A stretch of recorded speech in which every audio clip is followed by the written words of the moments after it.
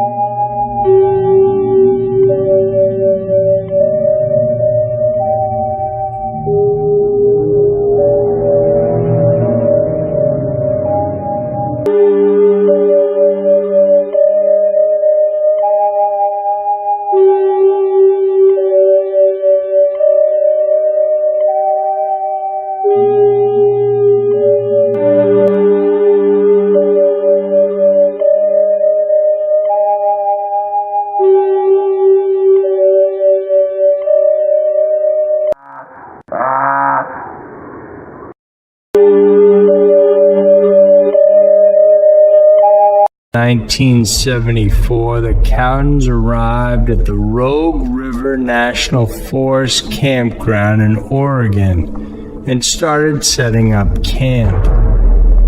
On September 2nd, 28-year-old Richard Cowden and his 5-year-old son David were seen inside a general store at around 9 a.m.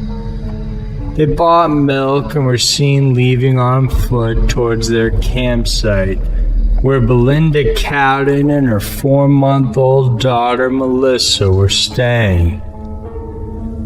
That evening, the family arranged to have dinner at Belinda's mother's since she lived close to the grounds. But when the family didn't arrive, the mother decided to head to the campsite instead.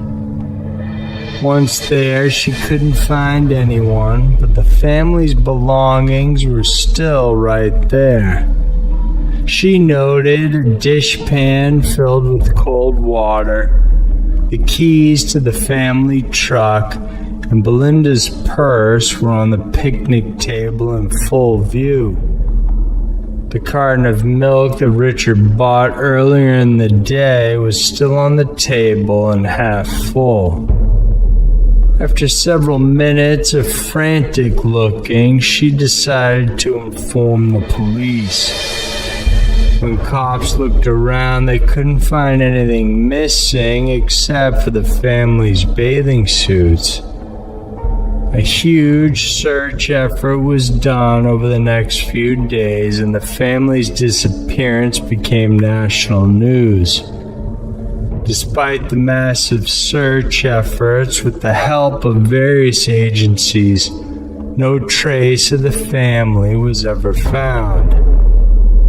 But then, 7 months later, on April 12, 1975, 2 gold prospectors discovered the decomposing body of an adult male tied to a tree close to a hillside. A short distance away was a small cave, and inside were the bodies of Belinda, David, and Melissa. These bodies were identified to belong to the Cowden family using dental records since the bodies were so badly decomposed. The autopsy showed Belinda and David were shot using a .22 caliber gun. Melissa was beaten to death, and Richard's cause of death couldn't be determined.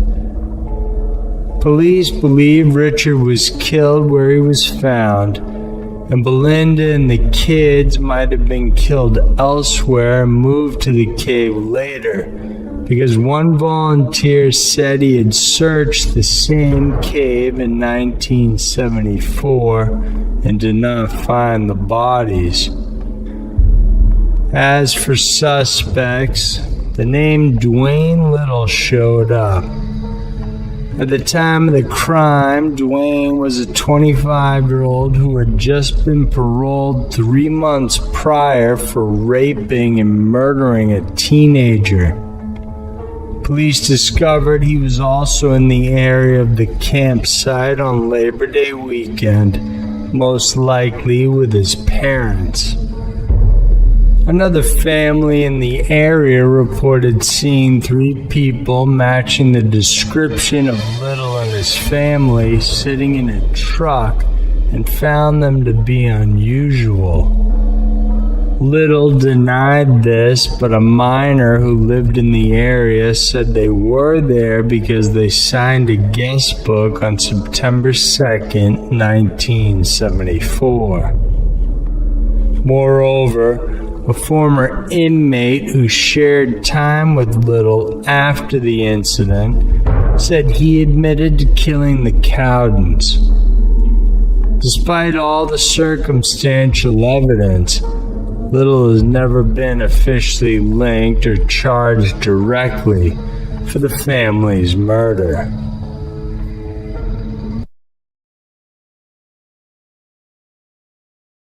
On 1991, 12-year-old Jared Negrete went on a camping trip with his scout troop that consisted of 14 other boys.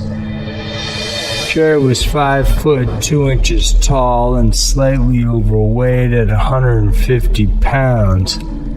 He was last seen wearing green pants and a tan shirt, carrying a canteen of water along with some snacks. It was the first overnight trip for Jared.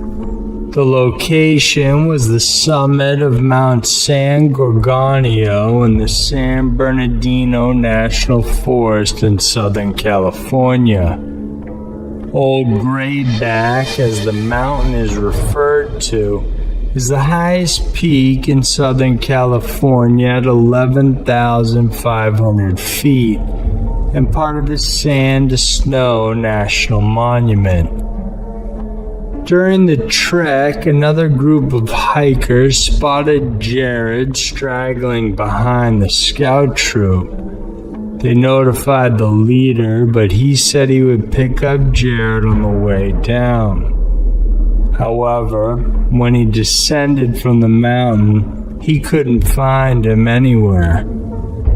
It's believed Jared might have taken the wrong trail and ended up lost. As soon as the scout troop realized he was missing, they hiked back 5 miles in the dark to get help. Soon, a massive search and rescue effort was mounted to find the lost boy.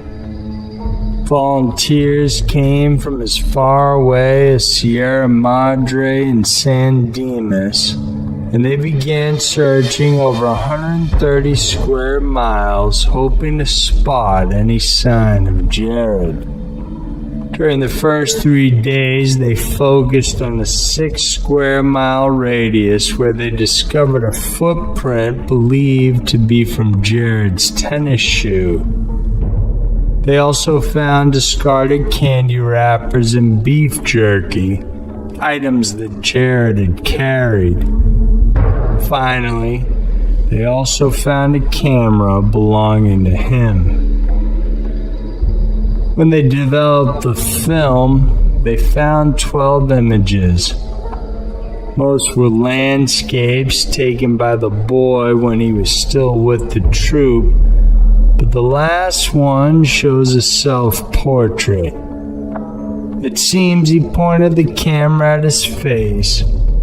His family believes he took the photo during the night time because the camera flash went off. It's likely he lost the camera when he slid down a portion of the mountainside. For the next 2 weeks, more than 3,000 people searched all around. Helicopters were sent in and rangers on horseback, but in the end, no further clues were ever discovered. It's now been 27 years since Jared walked into a forest, and still no one knows exactly what happened to him.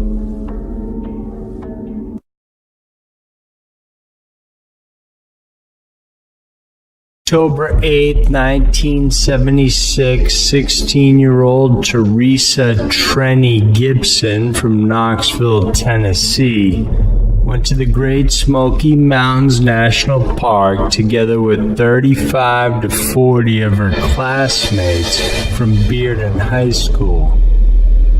The students, with just one teacher and bus driver to supervise, started hiking from Andrews Bald to Clingman's Dome and then back again along the Forney Ridge Trail. During the hike, the students separated into several smaller groups depending on their pace. Trenny was seen with several sections of her classmates at different times throughout the day, but the last time anyone saw her was at 3 p.m. around Clingman's Dome, when she left the path after spotting something. She was never seen again. Her disappearance was odd because there were people in front of and behind her. The trail was popular with hikers and walkers, yet no one saw her.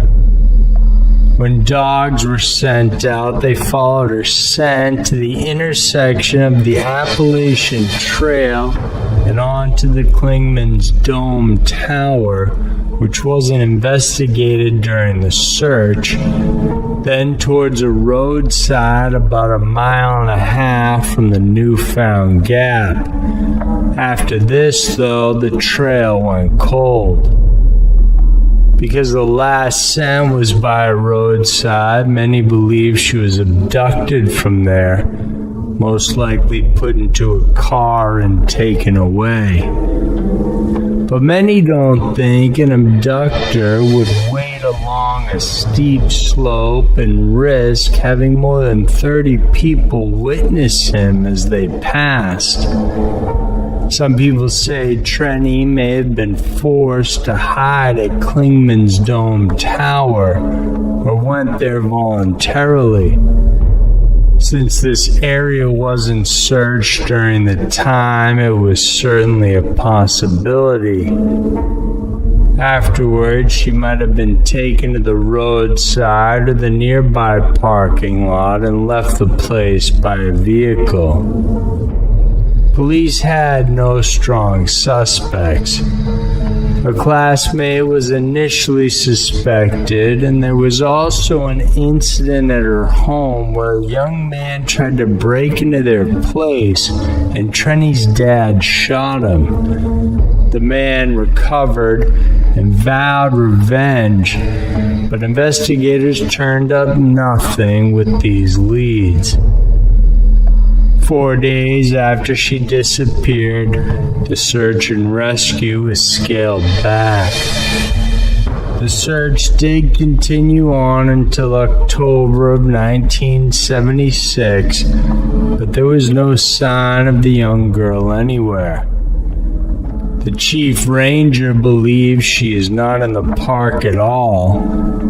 The search for her was repeated again in 1981, but this also turned up nothing.